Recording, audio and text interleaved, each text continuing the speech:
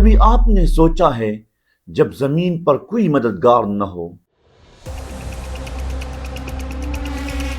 جب راستہ بند ہو جائے، جب موت سامنے کھڑی ہو، تو پھر کون آتا ہے مدد کے لیے؟ وہی رب، وہی ذوالجلال، وہی رب کائنات جو نظر نہیں آتا مگر سب کچھ دیکھتا ہے، وہی اللہ جو خاموش دعاؤں کو بھی سنتا ہے، اور جب وہ مدد کرتا ہے تو اسباب نہیں معجزے بنتے ہیں۔ آئیے سنتے ہیں ایسے ہی چند ایمان افروز واقعات جو صحیح مسلم اور بخاری کی روشنی میں درج ہیں۔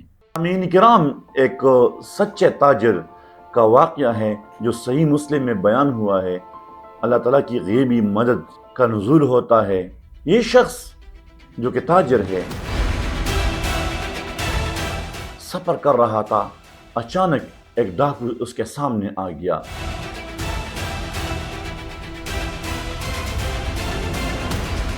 ڈاکو نے اس کا راستہ روکا اور کہا، جو کچھ تمہارے پاس ہے دے دو اور میں تمہیں قتل بھی کروں گا۔ وہ شخص بولا، مال میرا لے لو، مجھے چھوڑ دو۔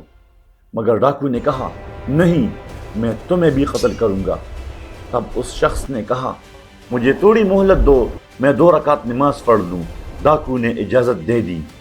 اس شخص نے وضو کیا، 2 رکعت نماز پڑھی، پھر آسمان کی طرف دیکھا، 3 مرتبہ پکارا، یا ودود یا ذو العرش المجید یا فعال لما یرید، اس طرح کے الفاظ ادا کیے۔